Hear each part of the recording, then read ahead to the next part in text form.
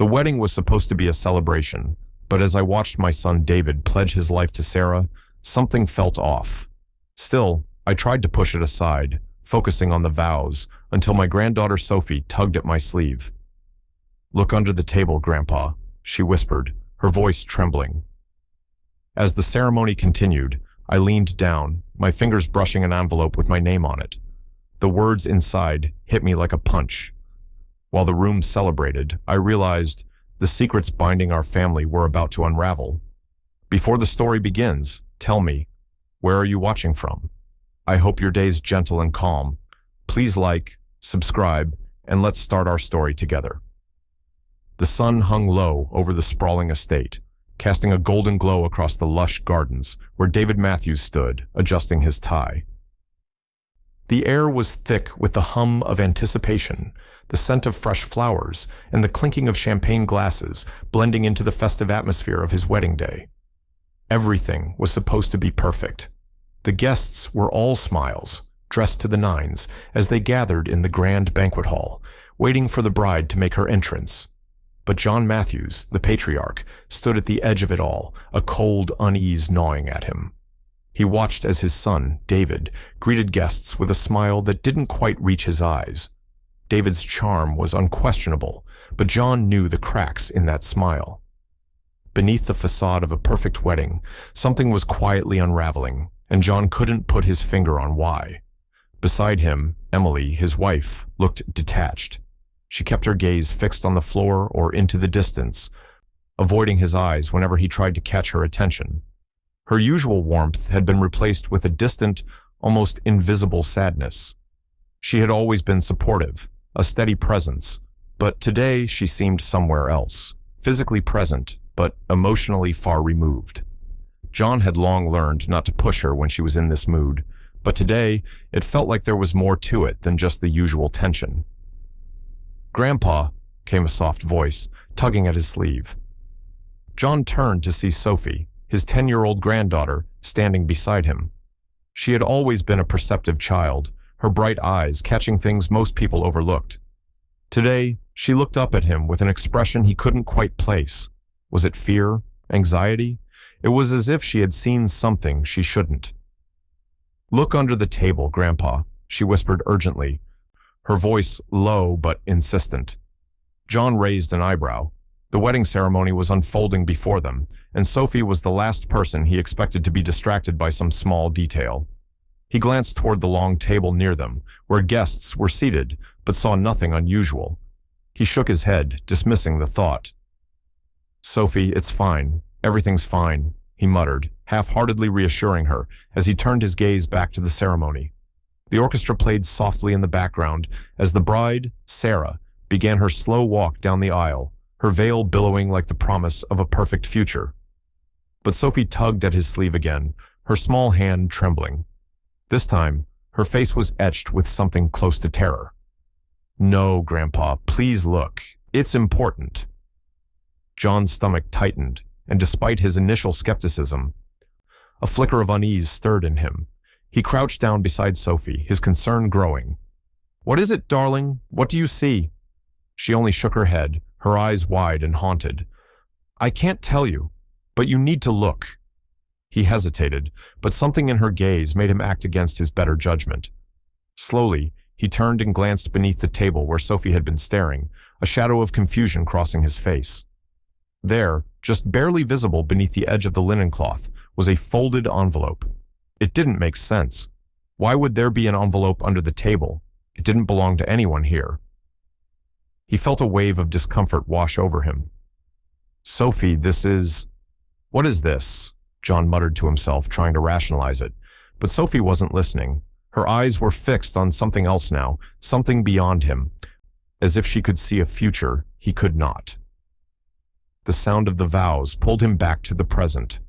He watched Sarah, her perfect smile betraying none of the secrets John knew she carried, as she stood next to David, her hand resting lightly on his. But something in the way she looked at him, something too practiced, too rehearsed, made John's stomach churn. The world around him seemed to blur. He tried to focus on the ceremony, but his thoughts were clouded with a creeping dread. He couldn't shake the feeling that something was wrong, deeply wrong. The day was too perfect. No family wedding went this smoothly without something hiding beneath the surface. He glanced back at Sophie. Her small, trembling fingers were still pointing towards the table. She wasn't watching the ceremony at all anymore. She was watching him, waiting for him to see it, to understand. John's pulse quickened as the heavy weight of suspicion settled over him. What did this child know? What was he missing? As Sarah's vows echoed through the hall, John felt a tightening in his chest, the kind that came with the suspicion of a truth just out of reach. He couldn't shake the thought that this day, this wedding day, would not end as it began. Something was hiding just beneath the surface, and he had to find out what it was before it was too late. The feeling lingered like a shadow, drawing tighter with every passing second. John's heart raced as he bent down, his fingers trembling slightly as they brushed the edge of the tablecloth. Sophie had been insistent, her eyes wide, with an urgency he couldn't ignore. As his hand made contact with the folded envelope, an icy shiver ran down his spine.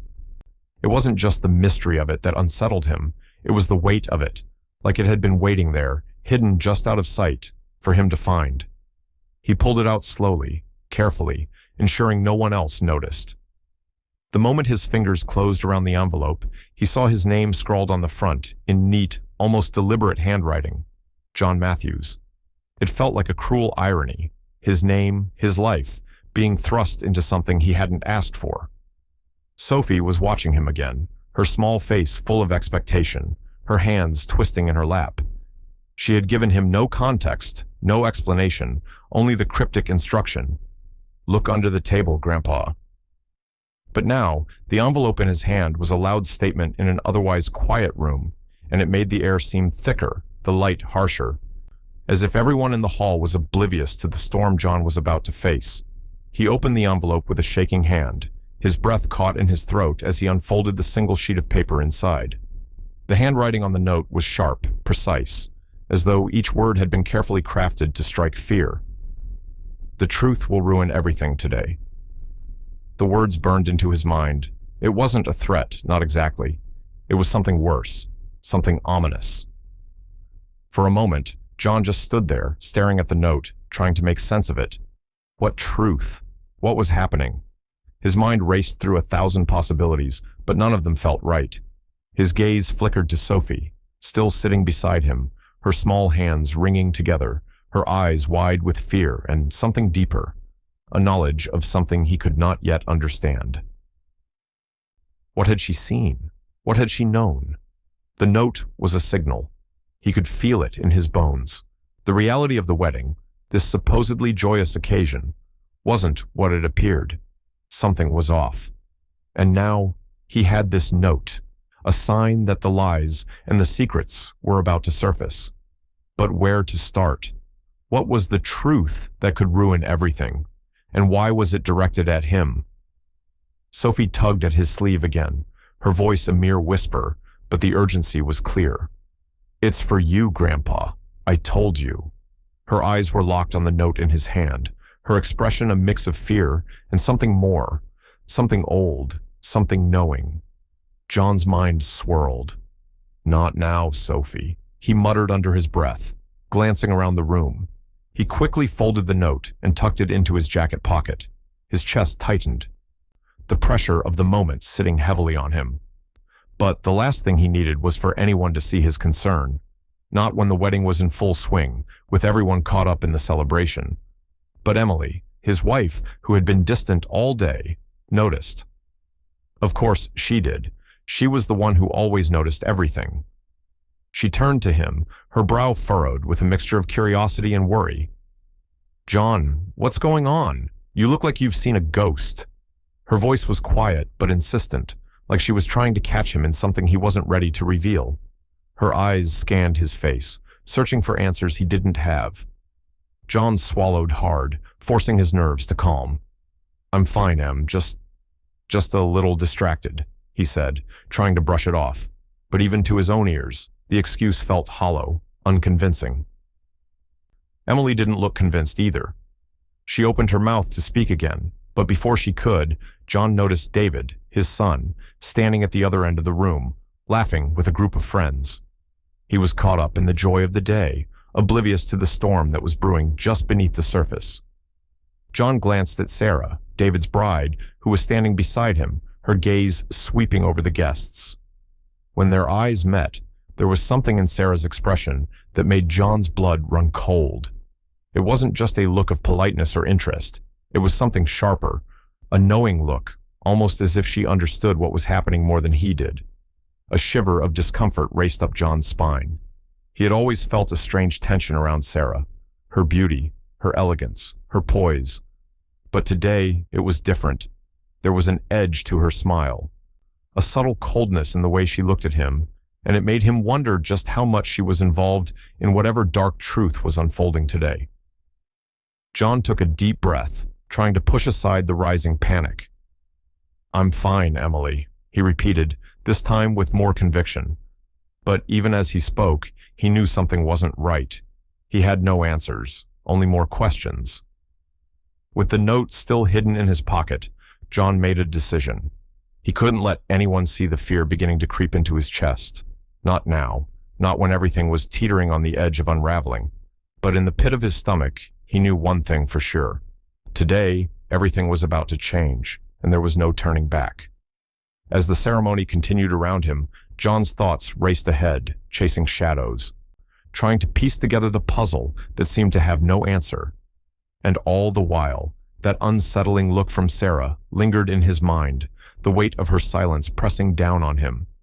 But the truth was coming, whether he was ready for it or not. The reception was still in full swing, the hum of conversation and laughter echoing through the grand hall. But John Matthews couldn't shake the weight pressing down on him. His hands were shaking slightly as he stood near the edge of the room, his gaze darting from one face to another, his mind consumed with the note Sophie had given him. "The truth will ruin everything today." Those words had carved themselves into his thoughts, refusing to be erased, no matter how hard he tried to focus on the celebration. The guests danced and talked, caught up in the whirlwind of the day. But John felt like he was standing on the edge of a cliff, looking down into a chasm of uncertainty. He couldn't ignore it any longer. Sophie knew something that made her look at him with those wide, frightened eyes, and he needed to know what it was. He excused himself from the crowd and moved towards Sophie, who was sitting quietly at the table, her small hands folded neatly in her lap. Her expression was a mix of unease and fear, the kind of look no child should wear at a wedding. As he approached her, she looked up, her face pale, and she tugged nervously at her dress. "Sophie," John began softly, crouching down beside her, "you have to tell me. What did you see?" She swallowed hard, her lips trembling. Her usual bravado was gone, replaced by a fear that John had never seen in her before. "I saw something. Grandpa," she whispered, her voice barely audible over the noise of the reception. "During the vows, when David and Sarah were holding hands, I saw—" She stopped, her eyes flickering with a deep, unsettling fear. "I saw something bad, Grandpa. I don't know what it was, but it wasn't right. It was like a shadow hanging over them." John felt his stomach tighten. He could see the terror in Sophie's eyes, the way her small body seemed to shrink under the weight of whatever it was she had witnessed. But what could she have seen? What could a 10-year-old girl possibly pick up that no one else had? "Sophie, please," he said gently, taking her hand. "What did you see? Was it something to do with Sarah or David?" She shook her head rapidly, her face pale. I don't know, she repeated, almost pleading. "But something's wrong. I don't know what it is. It feels like they're hiding something, Grandpa." John straightened up, his mind racing. "Something's wrong." The words echoed in his head, filling the silence between them. He couldn't just dismiss it. Sophie was too sharp, too intuitive. He had to take her seriously, but how could he even begin to make sense of this? What could he do with this strange, fragmented warning? The noise of the reception seemed to fade into the background as John's thoughts began to churn. He needed answers.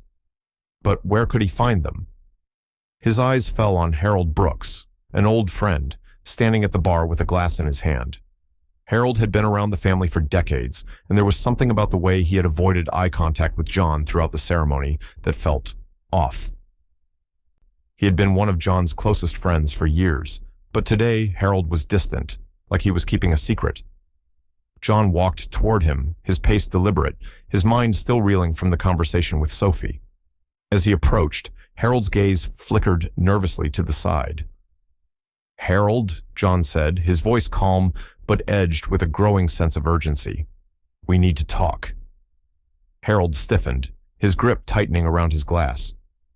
"What's on your mind, John?" he asked, his voice stiff, but a bead of sweat trickled down his temple, betraying the calm facade. John studied him for a long moment, feeling the tension in the air. Sophie says she saw something during the ceremony," he began. "Something she can't explain. It's got me worried." Harold's face went pale, and he quickly glanced around the room, as if searching for a way out of the conversation.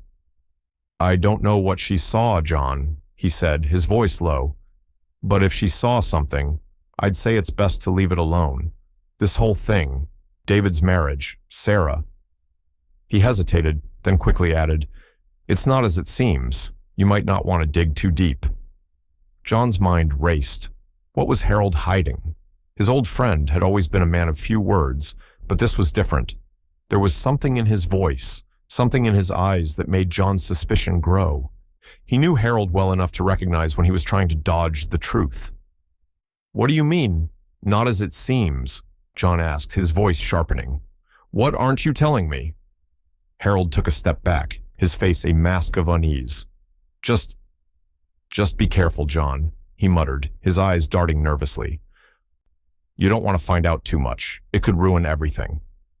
Before John could press further, a voice interrupted him, cutting through the thickening tension. "John?" He turned to see Detective Rachel Carter, standing a few feet away. His heart skipped a beat.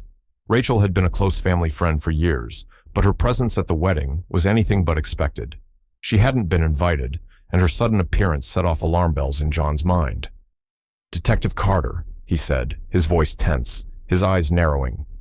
"What are you doing here?"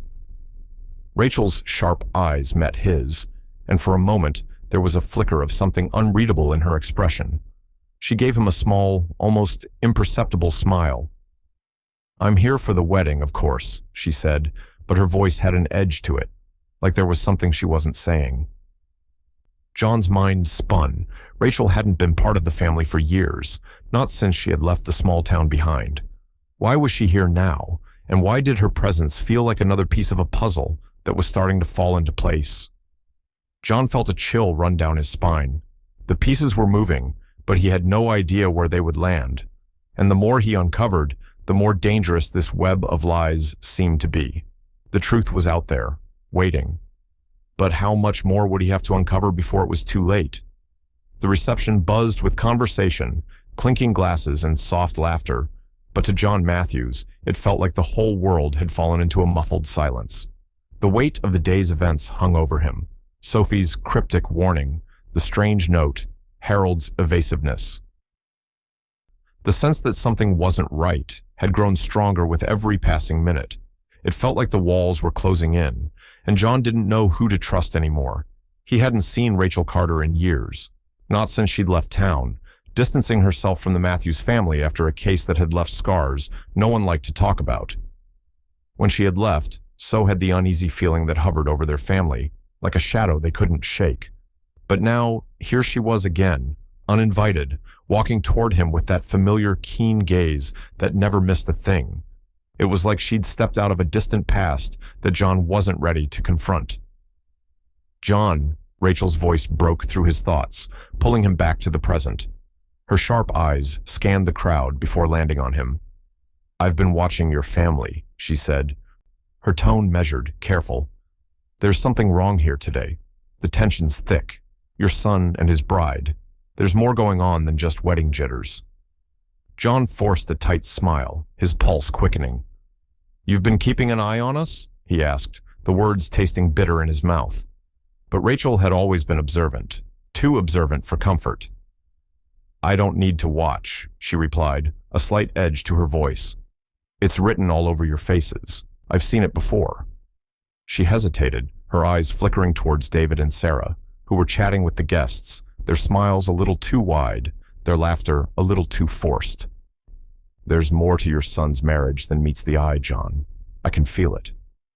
The mention of David sent a pang of unease through John's chest. He had always trusted his son, too much perhaps. But now, the cracks were beginning to show. John had already seen David's charming facade slip more than once today. His son was acting distant, distracted, like he was hiding something he couldn't escape. As the night wore on, John's attention kept drifting back to his wife, Emily. She'd always been the calm in the storm, the one person who could hold the family together. But tonight, something was different. Emily had grown quieter as the evening progressed, her eyes darting nervously around the room. She hadn't said much since Sophie's warning, but John had noticed her interactions with Harold, his old friend. There was a tension between them, one that had never been there before. Harold, always the stoic one, now seemed ill at ease. He was watching Emily too closely, his expression unreadable. The way they exchanged glances, it was as if they were sharing a secret, one John wasn't privy to. His heart began to pound, a sharp sense of betrayal starting to cut through the haze of confusion that had settled in his mind. Was Emily hiding something? Was Harold involved in whatever was unraveling within the family? And then, there was Sophie. The child had been so calm earlier, so certain of what she had seen. But now, she was fidgeting, her behavior becoming more erratic. She'd been tugging at her dress, staring at the floor, her small hands twitching with nervous energy. Her eyes kept darting around, catching things in the crowd that John couldn't see. He approached her again, kneeling beside her, concern etched across his face. "Sophie," he asked softly, trying to meet her eyes. "What's going on? Are you okay?" She didn't respond immediately. Instead, she stared straight ahead, her lips pressed together in a tight line. Finally, she whispered, "I don't want to talk about it. It's all too messy, Grandpa." Her voice cracked, a wave of fear crossing her features. "I just don't want you to get hurt." The words hit John like a punch to the gut. Messy. Sophie was a child, but her understanding of things had always been sharp. If she said it was messy, it meant she'd seen something that didn't make sense, something she couldn't untangle. Just then, Emily approached, her footsteps faltering for a brief second. She pulled John aside, her face pale, her eyes wide with panic. "John," she whispered, her voice shaking with the weight of unspoken fear. "Please, stay out of this. Whatever it is, you need to let it go. It's too dangerous. You don't know what you're dealing with." John's heart skipped. Emily was afraid, really afraid. That was something new. He'd never seen her like this before. It wasn't just her usual worry, her concern for the family. This was different. She was scared, terrified even. "Stay out of it?" John repeated, his voice low with disbelief. "I can't do that, Emily. Not when everything's falling apart. Not when Sophie—" She cut him off, her hand shaking as she placed it on his arm. "John, please," she begged, her voice cracking. "I'm asking you for once. Trust me. You don't know what you're walking into. There's more to this than just David and Sarah's marriage. There's a reason people are acting like they are, a reason you're not seeing." John pulled away from her, a cold knot of suspicion forming in his gut. He had always trusted Emily, but now her silence felt like complicity. She knew something, and she wasn't telling him. Without another word, he moved toward Sarah, his steps determined. The questions gnawed at him, and he had to confront her. There was something off about her, something he couldn't quite place, but that instinctive gut feeling was screaming at him to dig deeper. He found her alone by the side of the room, her smile still in place, though it seemed more strained now, more forced. "Sarah," John said, his voice steady, but beneath it lay the storm of frustration and betrayal. "Is there something you're hiding? Something you're not telling me?" Her eyes flickered with surprise, then quickly masked it with a calm, almost too calm smile. "John, I don't know what you mean," she replied, her voice carefully measured. "Everything is fine. Please, don't make this harder than it has to be." Her response was evasive, dismissive, and it only fueled John's suspicion. He stepped closer, his voice firm. "I know there's something you're hiding, and I'm not going to let it go. Not now, not after everything." Sarah's smile faltered for just a second, a glimmer of something darker flashing across her face. "Leave it alone, John," she warned, her voice cold now. "Some things are better left in the past." The words hung between them, thick with unspoken threats. John's heart pounded in his chest. He was right. There was something buried here, something dangerous. But what? And just as he was about to press her further, the room seemed to darken, the shadows deepening. The tension was palpable.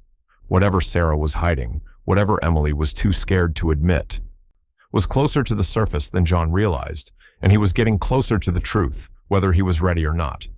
But was the truth something he could survive? The morning after the wedding, the house felt emptier than usual, as if the celebration had sucked all the life out of it. John Matthews stood in the study, surrounded by decades of family records, photos, and old letters, each item a fragment of a past that no longer seemed as innocent as it once did. The dim light from the window filtered through the curtains, casting long shadows over the cluttered desk. He had promised himself last night that he'd let things go, that he wouldn't dig any deeper into the strange feeling gnawing at him, that he'd ignore the hints, the cryptic warnings from Sophie, the odd behaviors of Emily and Harold. But today, he couldn't. He couldn't sit with the uncertainty. There was something buried beneath all this, and if he didn't find it now, it would eat him alive. He pulled open a drawer, filled with old family photos, and began flipping through them. There were pictures of David as a child, smiling in the arms of his parents, and others from his teenage years, full of youthful promise. But it wasn't the photos of David that made John's heart race.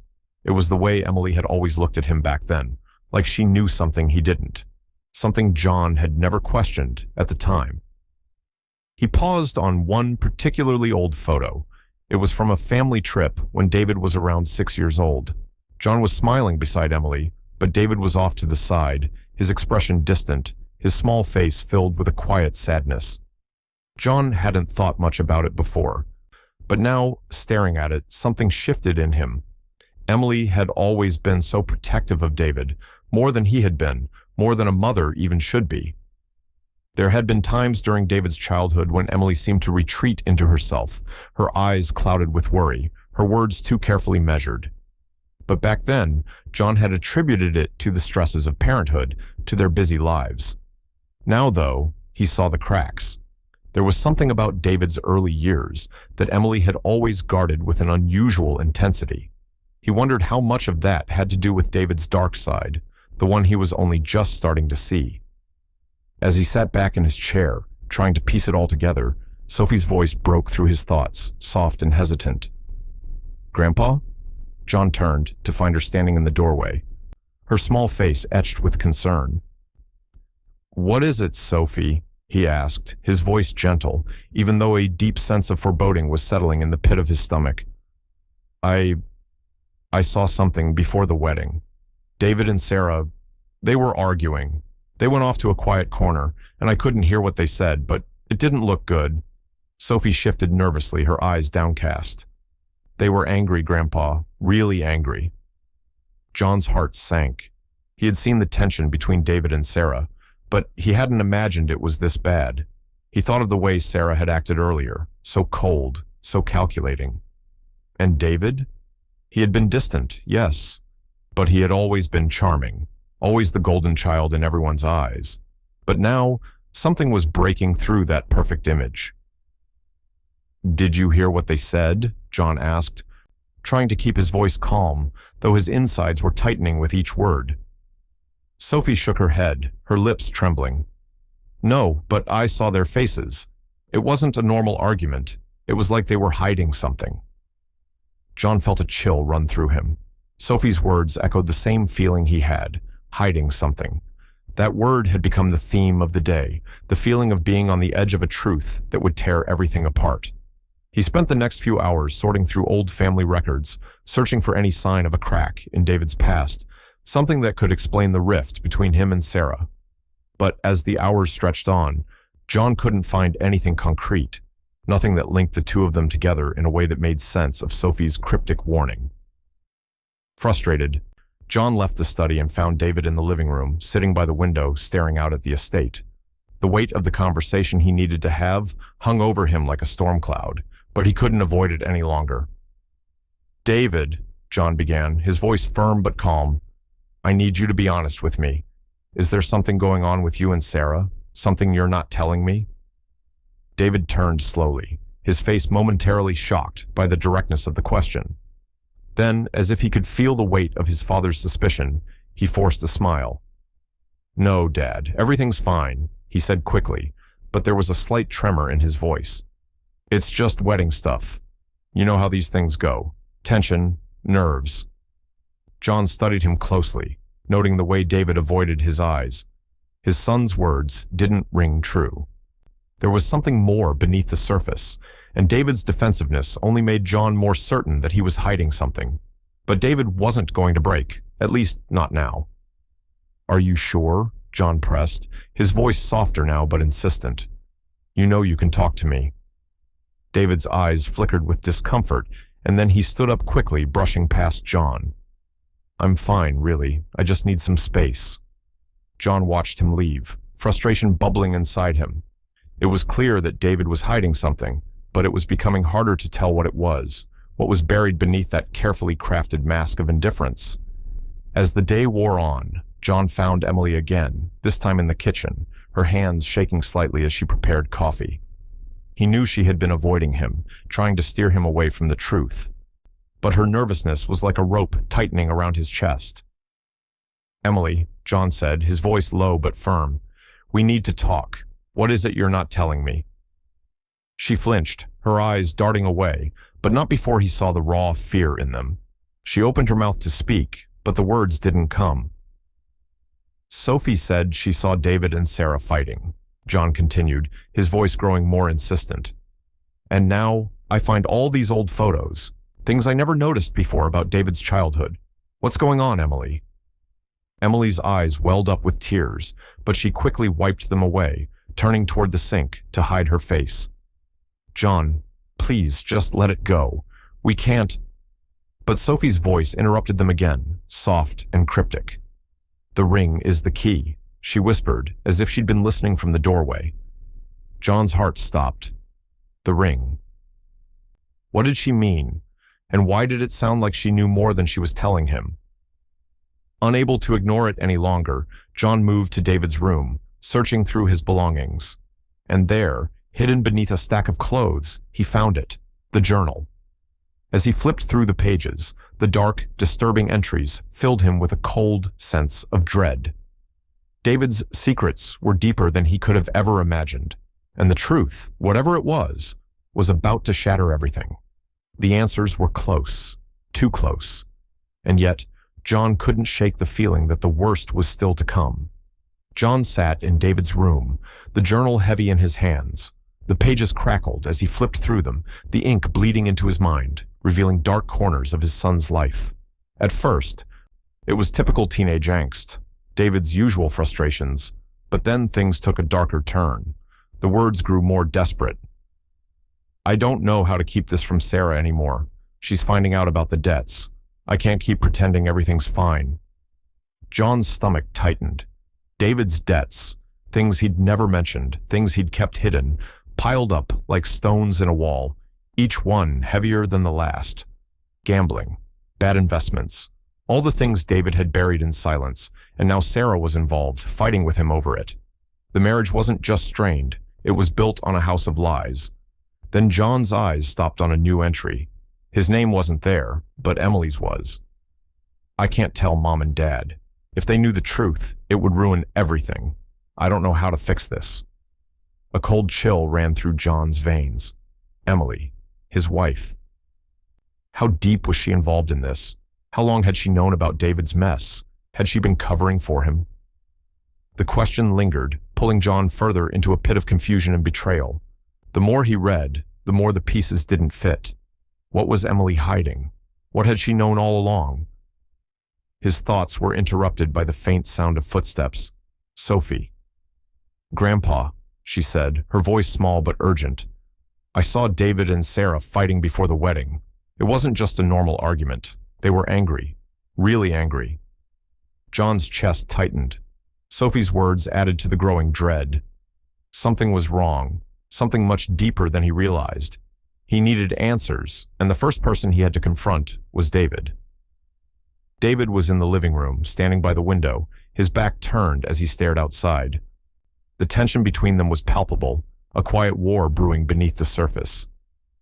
"David," John's voice cut through the silence, calm but firm, "there's something you're not telling me.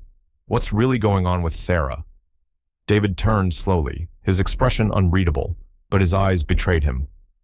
"Nothing, Dad. Everything's fine." John wasn't buying it. The journal, Sophie's warning, the fights he'd noticed, it all pointed to something bigger.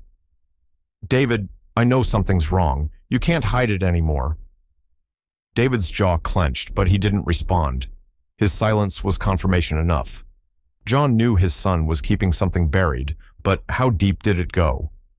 The door opened again, and Emily entered, her face pale. She avoided his gaze, but John could see the fear in her eyes. "John," she said quietly, "please, just leave it alone. It's not what you think." But John couldn't let it go. Not now. The pieces were falling into place, and Emily's reluctance to talk made everything worse. Before he could say another word, the doorbell rang. It was Detective Rachel Carter, standing in the doorway, her face grim. "John," she said, "I've been looking into Sarah. There's something you need to know." John's stomach sank. More secrets, more lies. He nodded silently, but before he could respond, Sophie's voice echoed from the hallway. "The truth will come out soon, Grandpa," she whispered. "It's already started." John's heart pounded. The pieces were all in place. The truth was closer than ever. But was he ready for it? John's mind raced as he sat at his desk, the old family records scattered across the surface. Their faded ink and yellowing paper, nothing compared to the weight of the truth he was about to uncover. He had spent hours digging through Sarah's past, each search more unsettling than the last. Her history was filled with lies, but there was something deeper, darker, that hadn't been visible at first glance. It started with financial records, a tangled web of debts and shady deals. John found that Sarah had been tied to a string of businesses that seemed legitimate but weren't. There were discrepancies in her investments, funds that disappeared into thin air. And then, as he dug further, he found the name that made his blood run cold, a notorious criminal syndicate, one that operated in the shadows of the law, moving large sums of money through a series of fraudulent companies. Sarah was in deep with them, and it was clear she wasn't just a bystander. She was an active player in their scheme.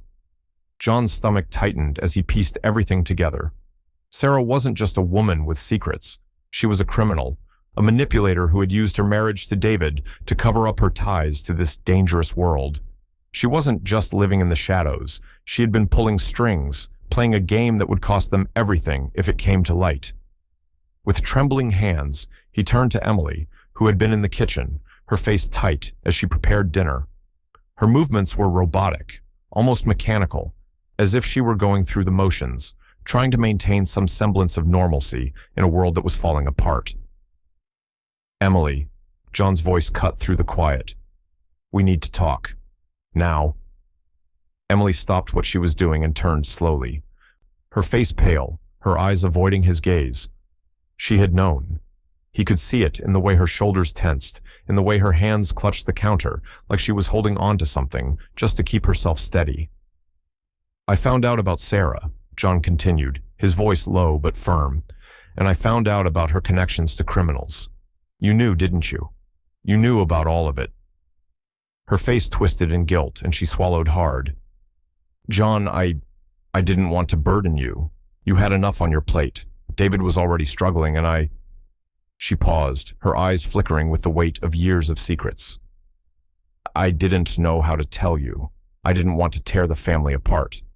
John's hands clenched into fists, his anger boiling just beneath the surface. "So you kept it from me? All these years? You let me live in ignorance while this woman, this criminal, was tearing our family apart, and you didn't say a word?" Emily's eyes filled with tears, but she stood her ground.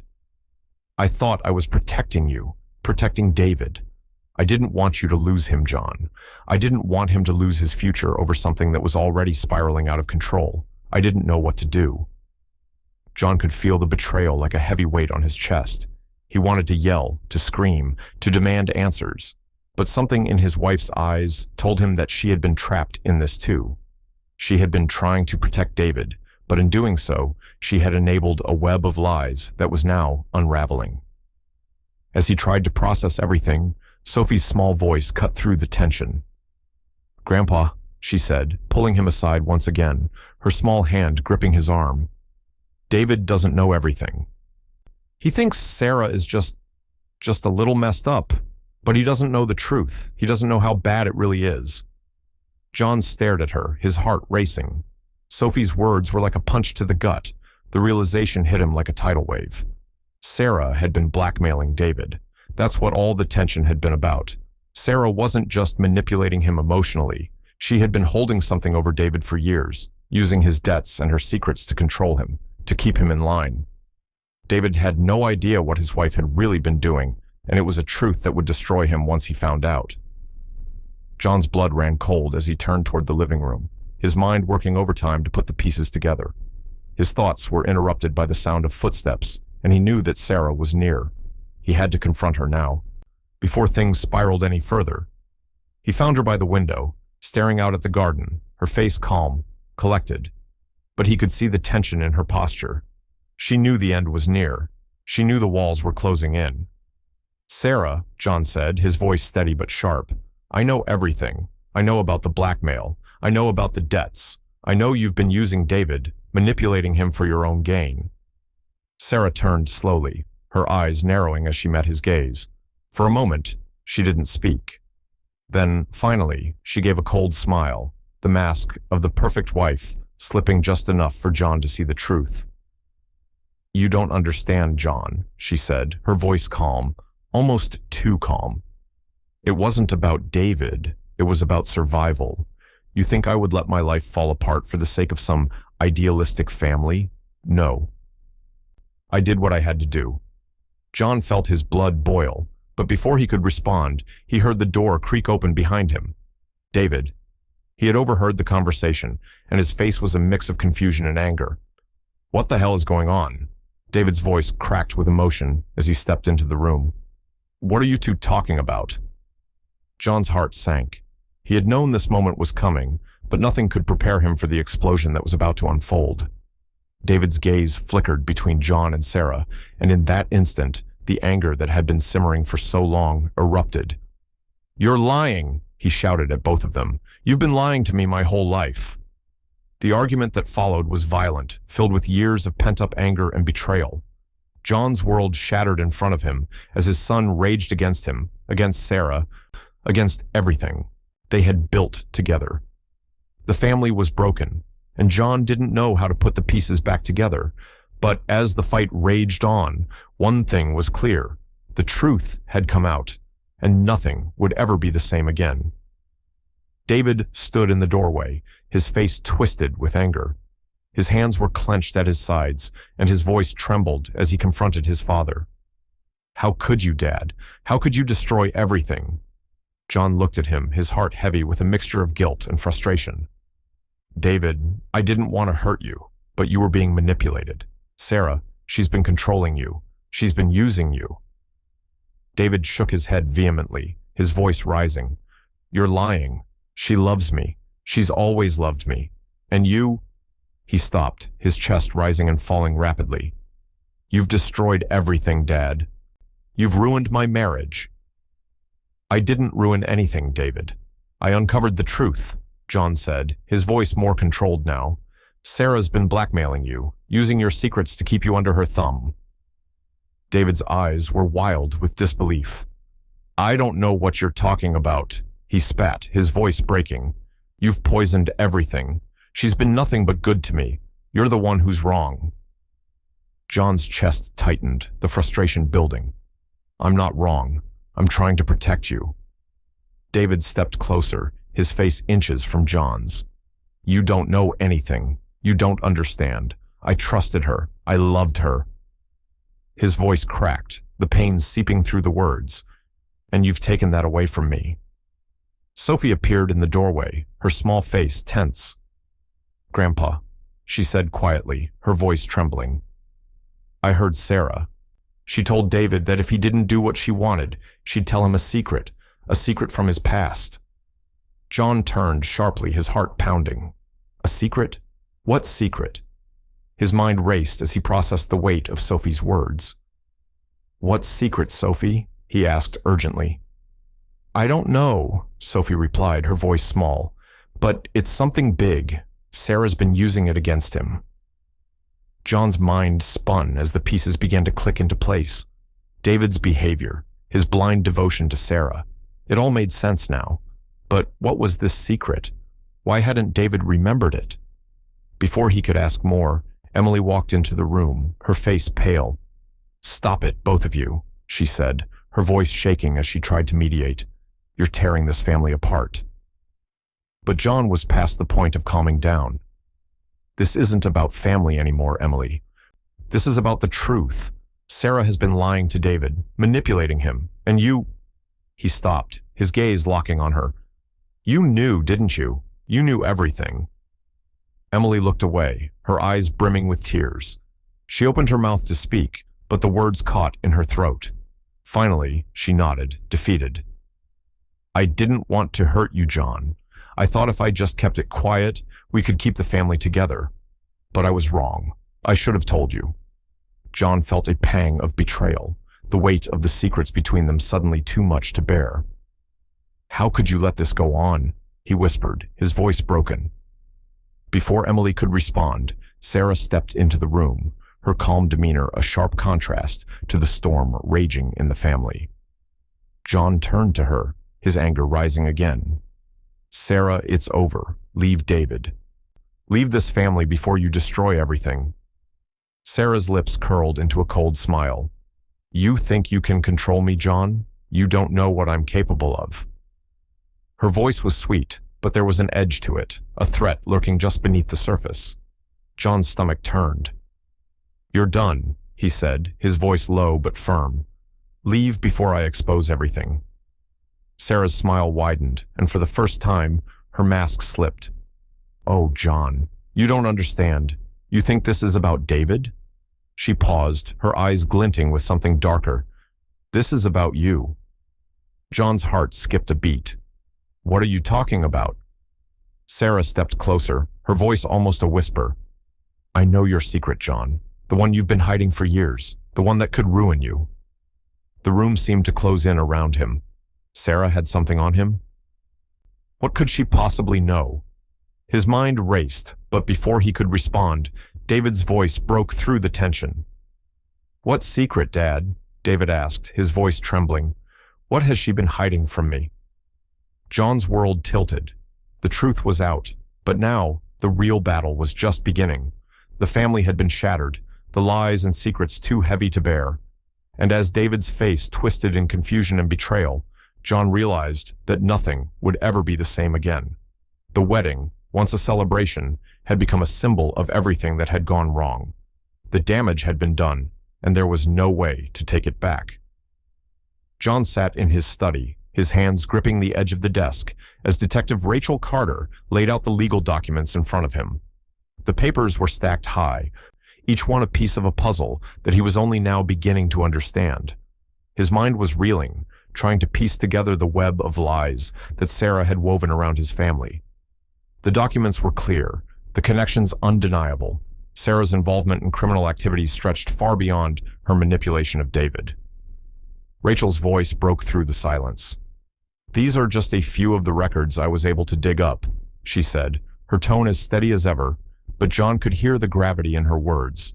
Sarah's been involved in laundering money for international crime syndicates, and it doesn't stop there. The fraud goes deeper. She's been using your family's name to hide funds, funneling money through shell companies to cover her tracks. John's breath caught in his chest. The realization hit him like a physical blow. The woman he had welcomed into his family, the one who had seemed so perfect for his son, was not only a liar and manipulator, but a criminal, tied to dangerous people and criminal organizations. His world was crashing down around him. How could he not have seen this? How could he have missed the warning signs?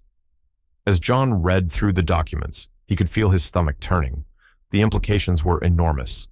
If these syndicates found out what had happened, if Sarah's connection to them was exposed, it would tear the Matthews family apart, not just emotionally, but financially. Everything they had worked for could be gone in the blink of an eye. David's voice broke the silence, filled with uncertainty and hurt. "What am I supposed to do with this, Dad?" he asked, standing in the doorway. He had been silent for days, caught between his loyalty to Sarah and the truth that was being shoved in his face. The conflict in his eyes was unmistakable, the pain of knowing his wife had been lying to him, gnawing at his insides. "You have to see the truth, David," John said, his voice raw with emotion. "Sarah has been using you. This isn't just about her and your marriage. This is about criminal activity. She's been blackmailing you, manipulating you for her own gain. You've been living a lie, and you need to understand that before it's too late." David shook his head, his face contorted with disbelief. "I can't just—" He faltered, the words catching in his throat. "I can't just turn my back on her. I love her. She's my wife." John's heart sank. He had always known David to be a good man, but in this moment, he felt lost. The man he had raised seemed so far from the son who had once been so sure of right and wrong. "You have to make a choice, David," John said, his voice hardening. "The truth or her lies. You can't keep living in the dark, pretending everything's fine." Sophie, who had been sitting quietly in the corner, watching the exchange with wide, anxious eyes, finally spoke up. "You have to make the right choice, Uncle David," she said, her voice surprisingly firm for a 10-year-old. "Grandpa's telling the truth. Sarah's not who she says she is." David turned to Sophie, his face filled with frustration. "You don't know what you're talking about, Sophie. You're just a kid." But Sophie didn't back down. She stood tall, her small frame radiating determination. "I know what I saw," she said, her voice unwavering. "I saw Sarah hurt you. I saw her lying. You don't have to protect her anymore." David looked at her, his face softening for a moment, but then the wall went up again. "I don't want to hear this right now," he muttered, storming out of the room. John watched him leave, his heart heavy with the knowledge that his son was still unwilling to face the truth, even when it was staring him in the face. Emily entered the room shortly after, her expression torn. She had been silent through most of the exchange, but now her voice trembled with the weight of her own confession. "John, I knew," she whispered, her eyes avoiding his. "I knew about Sarah's past, but I didn't want to ruin the wedding. I didn't want to tear the family apart before they even had a chance to start." John's heart broke. He had always trusted Emily, and now, in the wake of everything that had happened, he felt the sting of her betrayal. "You knew, and you kept it from me, from David." His voice was barely above a whisper, the pain too much to express in words. "I was trying to protect you," Emily said, her voice breaking. "I was trying to protect David, to protect the family. I thought if we could just get through the wedding, maybe it wouldn't come to this." John ran a hand over his face, trying to collect his thoughts. "We can't protect anyone by hiding the truth, Emily. We've been living a lie, and now the truth is coming out. We need to deal with it." Feeling the weight of everything on his shoulders, John made a decision. He needed to protect what was left of his family, whatever that meant. He called his lawyer, explaining the situation in quick, urgent tones. "I need to take legal action. We have to protect our assets before Sarah and whoever she's working with tear everything apart." His lawyer's advice was straightforward: file for a restraining order, protect the family's finances, and prepare for a legal battle that could take months, maybe even years. But as John hung up the phone, he felt the cold weight of reality settle over him. There was no easy fix. The family was broken, and there was no telling how far Sarah's betrayal would reach. But one thing was certain. He would do whatever it took to protect his family, even if it meant fighting a battle that could destroy everything they had built. The tension was thick, the storm just beginning. The battle ahead would either tear them apart completely or force them to confront the truth they could no longer avoid. John didn't know which it would be, But he knew one thing: the fight had just begun. The living room felt smaller than usual, the air thick with the weight of the truth that was about to be unveiled. The family had gathered, each person holding their own tension, their own fear. John stood at the head of the room, his hands clenched tightly by his sides. He had spent days collecting the evidence, piecing together the lies, and now it was time to confront Sarah. The silence was suffocating, broken only by the rustle of papers, the occasional sigh, and the sound of Sophie's nervous footsteps as she stood in the corner, her eyes darting between her family members. "Sarah," John's voice broke the silence, steady but sharp. "I know everything. I know about the fraud, the blackmail, all of it. You've been using David, manipulating him for your own gain." His words hung in the air, the accusation hanging like a blade ready to drop. Sarah didn't flinch. She sat back in her chair, her gaze cold and calculating. The perfect wife, the perfect picture of composure, but John could see the cracks forming beneath her icy exterior. "Is this your idea of a family meeting, John?" she said, her voice eerily calm, betraying none of the panic that John knew she must have felt. "You've been digging through my past, looking for something to use against me. It's pathetic." John's jaw tightened, his frustration rising. "This isn't about me, Sarah. This is about you, about everything you've done to my son, to our family." She leaned forward, her lips curling into a bitter smile. "I did what I had to do, John. You think I care about your family's precious little world? No. I've been trying to survive, trying to make sure I had control over my life. So, yes, I manipulated David. I made him think I was his salvation when, in reality, I was the one pulling the strings."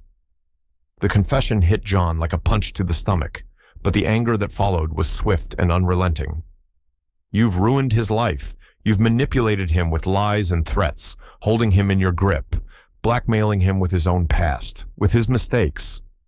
Sarah's eyes glinted with something darker. "And what would you have me do, John? You think I didn't know what kind of life I was stepping into? You think I didn't know David's weaknesses? I knew what he was hiding, what he feared the most. So I used it. He wasn't the only one with secrets, you know. I'm just the one who's smart enough to use them." Her words were poison, each one a needle aimed at his heart. But as much as John wanted to tear into her, to scream and shout, he had to stay focused. He had to protect his family, even if it meant cutting her out completely. David, who had been sitting silently until now, stood up suddenly, his face pale, his hands trembling. "I don't believe this," he muttered, his voice breaking. He looked at Sarah, then back at John, confusion and disbelief clouding his eyes. You've been lying to me all this time? You've been using me?" His voice cracked with pain, the reality of it all sinking in. John stepped toward him, his voice low but firm. "David, you don't have to protect her anymore. She's been manipulating you. You were living a lie and you deserve to know the truth."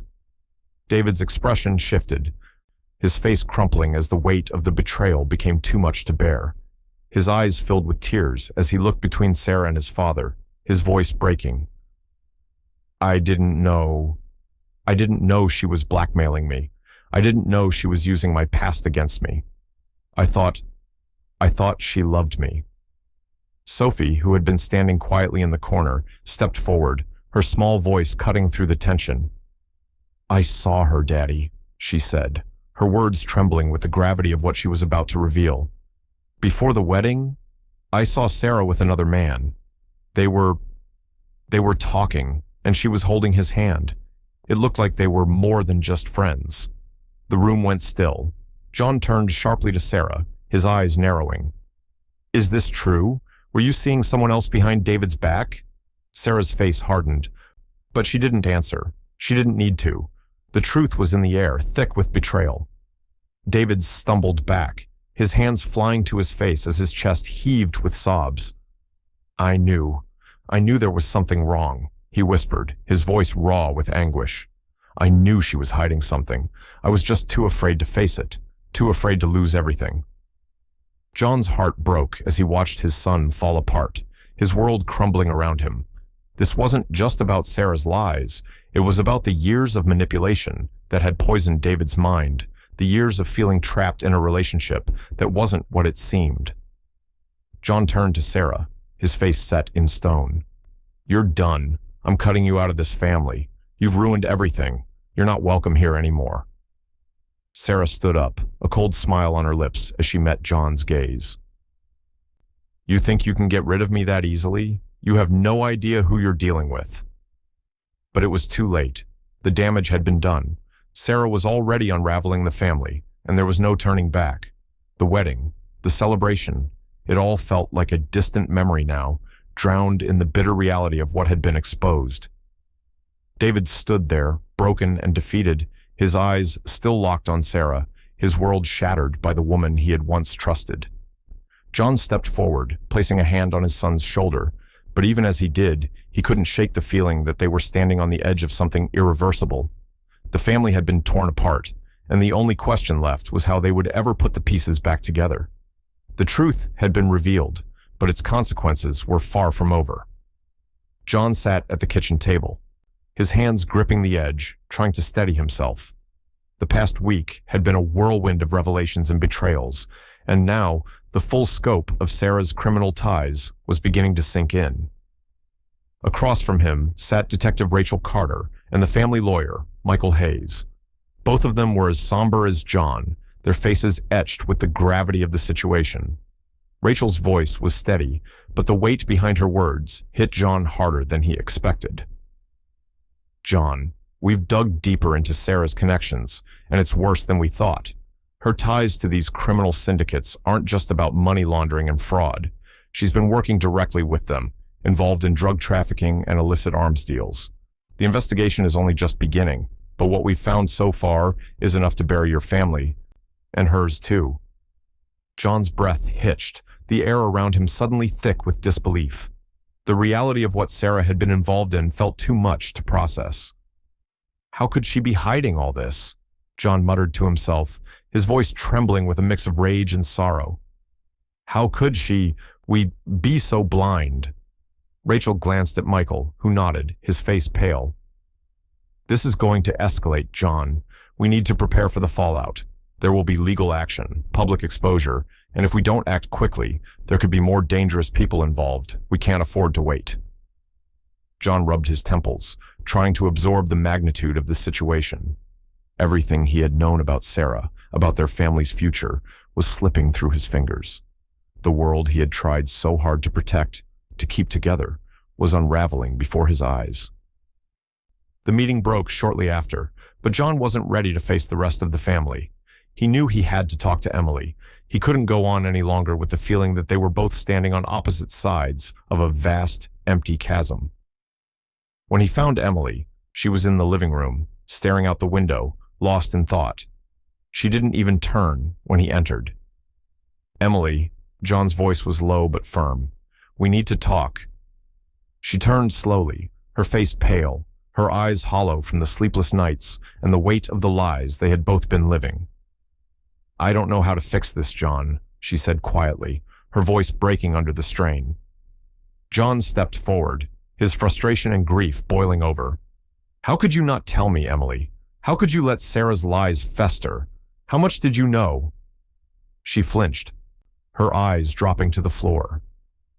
"I knew more than I ever let on," she whispered, her voice trembling with guilt. "I knew about the financial crimes, about the blackmail, but I was scared, John. I didn't know how to confront it. Sarah had us all under her thumb, and I—" She paused, shaking her head, as if the words couldn't come fast enough. "I thought if I kept quiet, we could somehow protect David, protect you, protect the family." John's jaw tightened, his anger simmering beneath the surface. "You should have told me. We could have stopped this before it got this far. You put us all in danger, Emily." She took a step back, visibly shaken by his words. "I was trying to protect us in the only way I knew how. I didn't want to lose what we had, what we've worked for. But now I see. I was just burying my head in the sand. I didn't want to see what was right in front of me." John turned away, trying to control his breathing. The weight of it all, her silence, her fear, was almost too much to bear. But they were past the point of blaming each other. They needed to face what was coming. Just then, The sound of footsteps broke through the heavy silence. David appeared in the doorway, his face a mask of anguish. His eyes were red from tears, his face pale, as if he hadn't slept for days. "Dad," he said, his voice cracking. "What's going to happen now? Can we ever be a family again? Will things ever go back to the way they were?" John looked at him, his heart breaking at the raw pain in his son's eyes. "I don't know, son," he said quietly. "I don't know if we can go back. The truth has torn us apart." David's shoulders slumped. The weight of the betrayal too much to carry. "I trusted her. I loved her. And now I don't know who I am anymore." The words stung like a slap in the face, but John knew they weren't just about Sarah's betrayal. They were about David's own sense of identity, the shattered image of the woman he had married. John's mind raced with thoughts of how to protect his son, how to pick up the pieces of this broken family. Sophie, who had been standing just outside the door, overheard the conversation and stepped forward. "Grandpa," she said softly, her small voice cutting through the tension like a knife. "Why didn't you stop it? Why didn't you stop it before it got this bad?" John's heart skipped a beat as he looked down at Sophie. The innocence in her eyes pierced him, reminding him of all the moments he had failed to protect her, to protect them all. He knelt down to her level, taking her small hands in his. "I'm sorry, Sophie," he said, his voice thick with emotion. "I should have seen it sooner.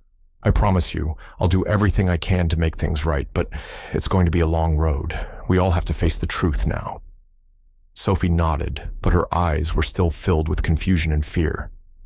"Will we be okay, Grandpa?" she asked, her voice barely above a whisper. John took a deep breath, trying to find the strength to give her hope. "We'll be okay, Sophie. We will. But we have to be strong. We have to face what's coming, and we'll rebuild, no matter how hard it gets."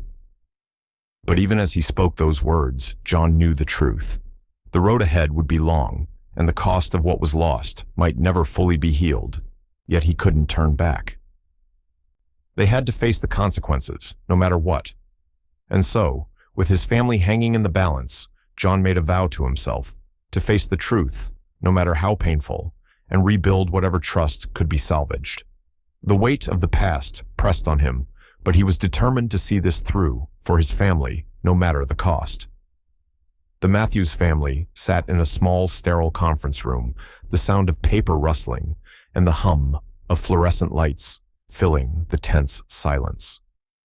John Matthews sat at the head of the table, his hands clasped in front of him, his face drawn with exhaustion. Beside him sat Emily, her eyes swollen from days of crying, her shoulders hunched as though the weight of everything pressing down on her might crush her. The past few days had been a blur of media attention, legal threats, and accusations, and now the fight was about to begin. The room was full of tension. John could feel the pressure mounting, not just from the legal battle that lay ahead, but from the judgment of friends and family, the looks of pity and suspicion that followed them everywhere. The community had been divided, some standing by them, others calling for answers, demanding to know how they hadn't seen the cracks in Sarah's facade. The whispers of scandal had grown louder, and with every passing day, it seemed as though the walls were closing in. Detective Rachel Carter, who had been leading the investigation into Sarah's criminal activities, sat across from them. Her normally composed face was tight, her eyes weary. She laid out the facts in front of John and Emily, one document at a time. "John, Emily," she began, her voice calm but carrying the weight of something darker. "We've traced Sarah's debts, and they go deeper than we initially thought. The loans, the shady investments, all of it was tied to larger criminal syndicates. The debts she accrued, they're not just financial, they're dangerous. These syndicates are looking to recoup their losses, and they've set their sights on your family." John felt a cold chill run down his spine. He had suspected Sarah's involvement with criminal organizations, but to hear it confirmed, to know that their lives were being targeted by people who didn't play by any rules, it was more than he could take. "Is there any way we can protect ourselves?" Emily's voice trembled as she spoke, her eyes not meeting Rachel's. She looked small, fragile under the weight of the truth, the shame of it all slowly eating away at her. "We've already lost so much," Can we do anything to stop this? Rachel paused, her gaze flicking toward Emily before meeting John's. The legal battle will be long and hard. Your assets, your reputation, everything is at risk. But I'll keep pushing to expose Sarah's connections and protect you from these threats. We're not done, but this is just the beginning. The room fell silent again, the enormity of what was happening settling heavily over them. Emily looked away, wiping at her eyes, her hands shaking. "It's my fault," she whispered, her voice breaking. "I was the one who brought Sarah into our lives. I should have seen it, known it, before it got this far." John's gaze softened, but his voice was firm. "This isn't on you, Em. Sarah is the one who lied to us. We all got caught in her web." But Emily wasn't listening. The weight of guilt had already started to consume her, and no amount of reassurances could ease the sting of regret. John's thoughts drifted to Harold Brooks, his old friend who had been a constant presence in his life. Harold had always known the Matthews family inside and out, but now, as the truth about Sarah unraveled, John realized just how much Harold had been keeping to himself. After the meeting with Detective Carter, John found Harold in the small, cluttered office of his business. He was standing by the window, staring out at the city skyline, his shoulders slumped with a mix of shame and regret. When he saw John, he turned slowly, his face unreadable.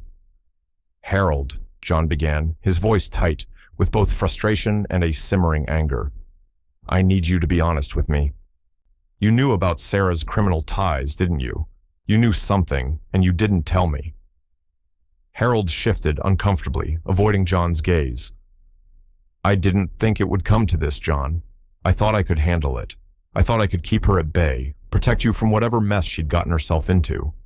He paused, his hands trembling slightly. "But I was wrong. She was too deep, and I was too scared to speak up. If I had just told you sooner." John's eyes narrowed. "You let her into our lives, into David's life, and now everything's falling apart. You could have stopped it, Harold." Harold nodded, guilt written all over his face. I know, but it's too late now." Meanwhile, David was at a different meeting, sitting in a lawyer's office, trying to figure out how to protect his assets. The legal team had advised him to act quickly, to start distancing himself from Sarah's financial mess. But the thought of leaving her, of cutting ties completely, felt like an insurmountable obstacle. His emotions were a whirlwind, a mix of anger, confusion, and betrayal. "How do I protect myself?" David asked, his voice barely above a whisper. "How do I protect what's left of my life?" The lawyer looked at him with sympathy, but his advice was cold and practical. "You'll need to start by separating yourself from any joint assets you have with her. Sell any properties, liquidate any accounts. Protect yourself legally, because if these syndicates come after you, if they see you as part of this, your future will be at risk." David stared at the lawyer, the weight of the situation crushing him. He had never felt more alone. Later that night, John and David sat down together, facing each other in the living room. The conversation was long overdue, and it was clear that the walls between them were beginning to crumble.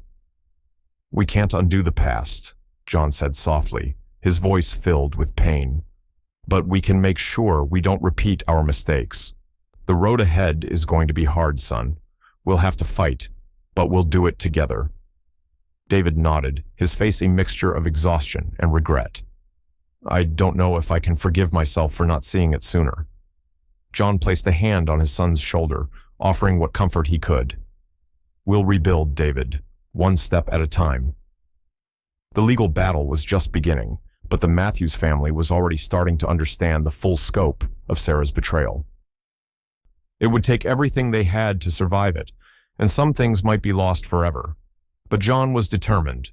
Whatever happened, he would protect his family. The sound of camera shutters clicking, reporters shouting questions, and the endless drone of news broadcasts filled the airwaves as the Matthews family's once quiet life was now on display for the world to see. The media had descended like vultures, casting a harsh spotlight on every corner of their lives. It wasn't just Sarah's criminal past that had come to light. It was the entire web of lies and secrets that had been hiding in the shadows for years. Headlines blared accusations. Matthew's family on the brink of collapse, ties to international crime syndicates exposed, while others dissected every misstep, every questionable business decision. John felt the weight of it all pressing down on him, suffocating him. The pressure was unbearable. Not only was his family falling apart, but now the world was watching. He had spent his life building a reputation, creating a legacy that he thought would last, until the past came crashing in. He sat at the kitchen table watching the television, his own face plastered across the screen, as reporters speculated about his involvement in Sarah's schemes. His hands clenched into fists as the words fraud, deception, and betrayal repeated in the endless loop of media coverage. The phone rang, snapping him out of his trance. It was Rachel Carter, the detective who had been helping them piece together Sarah's involvement. "John," she said, her voice low and urgent, "I just wanted to update you. The media frenzy is only the beginning. The financial institutions are pulling their support, and there are whispers about your own dealings being scrutinized now. People are digging into your past, into things I'm sure you don't want to resurface." John's stomach twisted and his heart skipped. The darker sides of his past were not things he was proud of. A few bad investments, shady business practices that seemed harmless at the time, and personal choices he had long buried. Now, they were being dragged out into the light. He had always kept these secrets from his family, from Emily. But now, it seemed there was nowhere left to hide. "Do you think I'm involved in this?" he asked quietly, a sense of dread creeping up his spine. "That I knew about Sarah's activities?" Rachel hesitated for a moment. "I'm not sure yet, but I'd be lying if I said I wasn't worried. People are connecting the dots. We need to be prepared for the worst." John swallowed hard, feeling as though the ground beneath him was slipping away. The worst. That was exactly what he was facing. As if the collapse of his family wasn't enough, now his own past might come crashing down with it. David had been following the news too, his face appearing more haggard each time John saw him. The scorn he had faced from friends and peers was written on his face.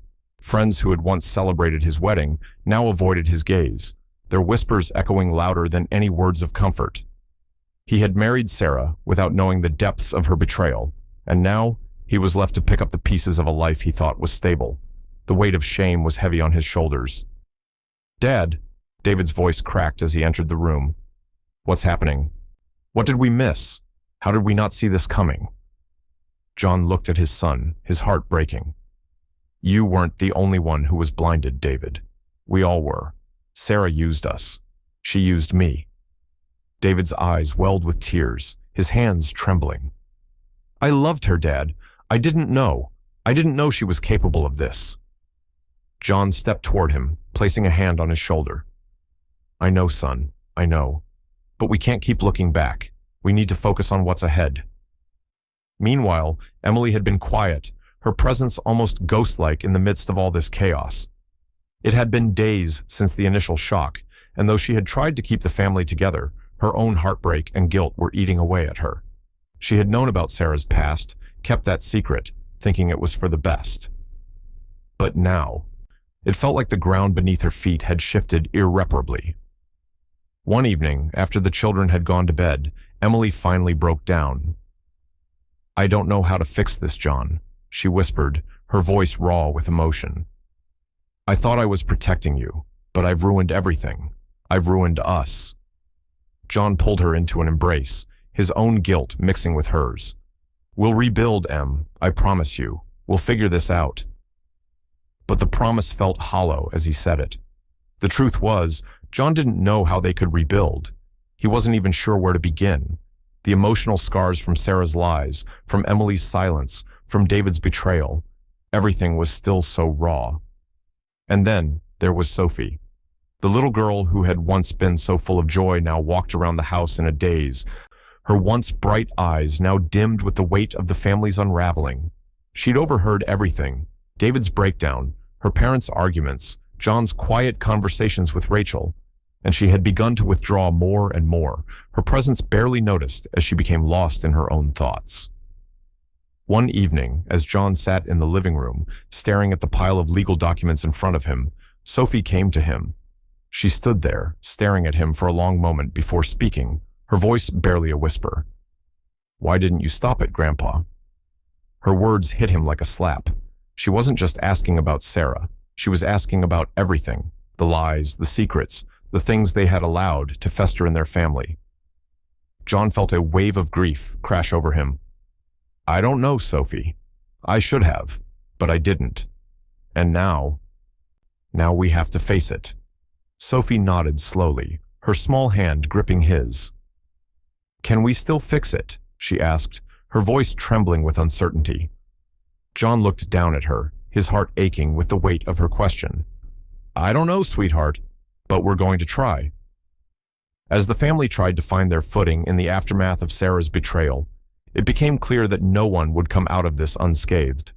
The media had done its damage, the legal battle loomed large, and the scars from the lies were too deep to ignore. The Matthews family, once so sure of their place in the world, now faced an uncertain future, a future that would require more than just time to heal. The emotional cost of Sarah's actions was far too great, and nothing would ever be the same again. But as John looked at his family, a flicker of determination ignited in him. They had to keep going, for each other. But could they ever truly be whole again? The investigation into Sarah's criminal ties had taken a dark turn, and the walls of the Matthews family's world were crumbling faster than they could rebuild them. Every time John thought they had a handle on the situation, a new revelation came to light. The media had turned their spotlight on the family, gleefully dissecting every failure, every misstep. But the real damage was behind the scenes, where John's attempts to shield his family from the truth were no longer enough. Detective Rachel Carter sat across from John and Emily, her face grim as she unfolded the documents she had gathered. Her voice was calm, but laced with an urgency that couldn't be ignored. John, Emily, Sarah's criminal activities go deeper than we initially thought. The money laundering, the fraud schemes, those were just the tip of the iceberg. She wasn't acting alone. There's evidence tying her to organized crime syndicates, and they've used your family's estate as a conduit for their activities. This isn't just financial fraud anymore. These syndicates are dangerous, and they're not going to let go easily. John's heart sank. The walls felt like they were closing in, and for the first time, he saw the full scope of Sarah's betrayal.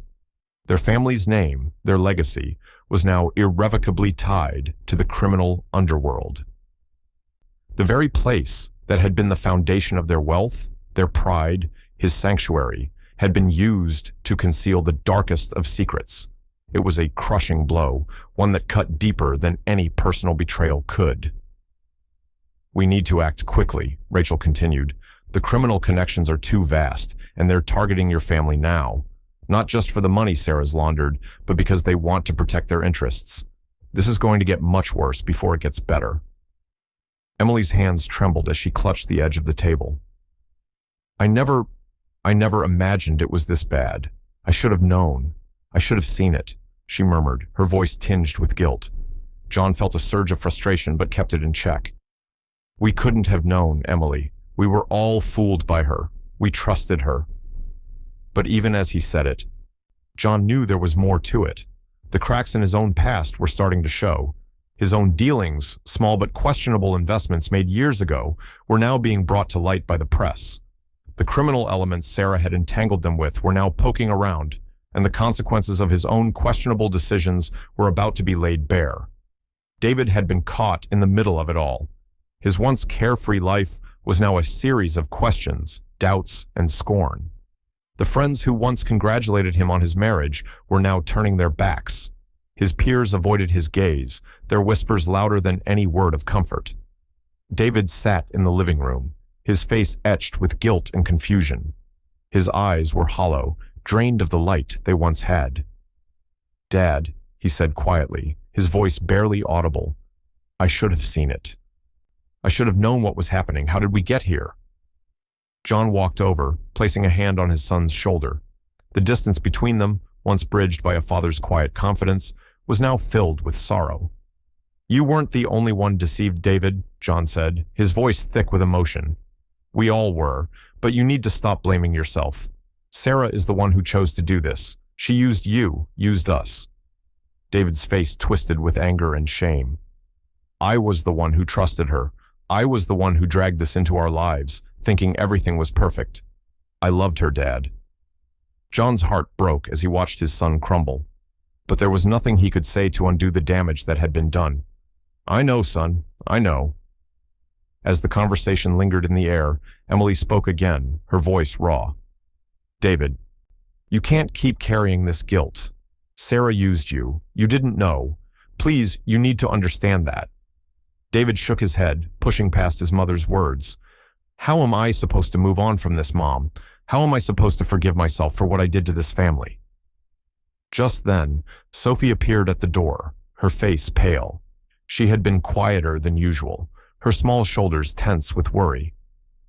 "Grandpa," she said, her voice trembling with the weight of her own silent knowledge. "I overheard Sarah before the wedding. She was talking to David. She said that if he didn't marry her, she'd tell him something, a secret." John's heart skipped a beat. A secret? What could Sarah have said to David that would have been enough to control him, to manipulate him into marrying her?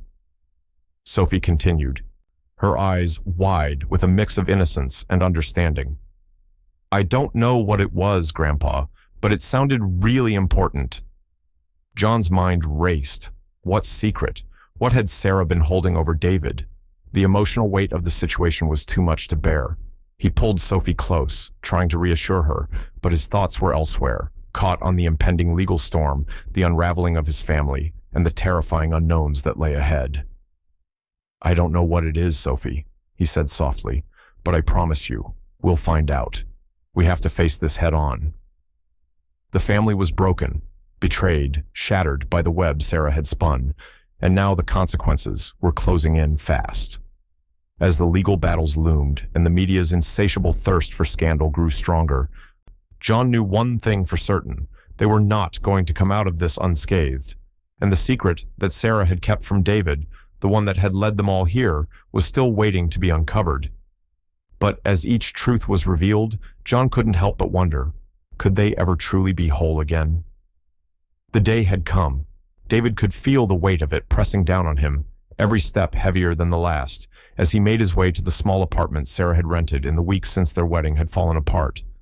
He had never imagined it would end like this. The love he had once felt for her, blinded by her charm and her promises, had twisted into something far darker. Now, with every moment that passed, the layers of deception peeled away, leaving only the truth. Sarah had never cared for him the way he had cared for her. She had used him. As he stood outside her door, his hands clenched at his sides, David could feel the storm inside him growing. This is it. This is the end. He knocked sharply on the door, his breath shallow with anticipation. The door swung open, and there she was, Sarah, standing tall, her perfect smile barely masking the cold calculation behind her eyes. "David," she said, her voice smooth, controlled, like nothing had changed. "I wasn't expecting you." David stepped inside, his chest tight with the weight of the conversation that had to happen. "I need you to listen to me," he said, his voice firm, but he could hear the tremor in it. "It's over. I'm done with this. Done with you." Sarah's expression didn't change. She studied him for a moment, as if weighing his words, then let out a slow, almost pitying laugh. "You really think this is about you, David?" she asked, her voice sharp now, cutting through the fragile silence between them. "You were never the one I wanted. You were just convenient." David's eyes burned with a mixture of anger and disbelief. "What the hell are you talking about?" She leaned against the counter, folding her arms, her expression now one of cold satisfaction.